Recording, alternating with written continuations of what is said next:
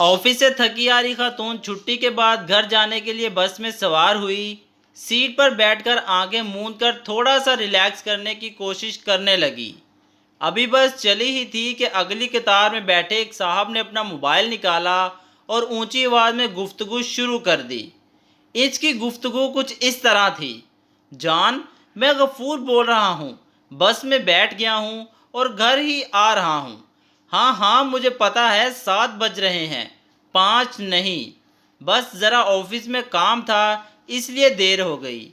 नहीं जान, मैं शबनम के साथ नहीं था, मैं तो बॉस के साथ मीटिंग में था।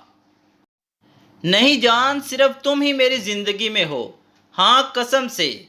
इस ऊंची आवाज़ की मुसलसल गुफ्तगू से खातून का सारा रिलैक्स करने का प्रोग्राम ख़त्म हो चुका था और वो बहुत अनईजी महसूस कर रही थी। काफ़ी देर तक जब यह सिलसिला जारी रहा तो खातून की हिम्मत जवाब दे गई। वो उठी और फ़ोन के पास जाकर ज़ोर से बोली, गफूर डार्लिंग, फ़ोन बंद करो, बहुत हो चुका। इस पागल और औरत को कितनी सफाइयाँ दोगे। अब गफूर साहब हॉस्पिटल से वापस आ चुके हैं, लेकिन पब्लिक मकामात पर इन्होंने मोबाइल का इस्तेमाल मुकम्मल तौर पर बंद कर दिया है।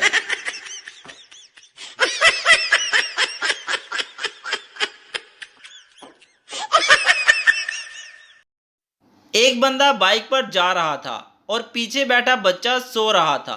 लगता था किसी लम्हे वो बच्चा बाइक से गिर जाएगा। एक और बाइक वाले ने इसको बताया कि पीछे बच्चा सो रहा है, ध्यान करो। इसने बाइक फौरन रोकी, बच्चे को जगाया और बोला, मानी पुत्र, तेरी माँ कित्थे गई।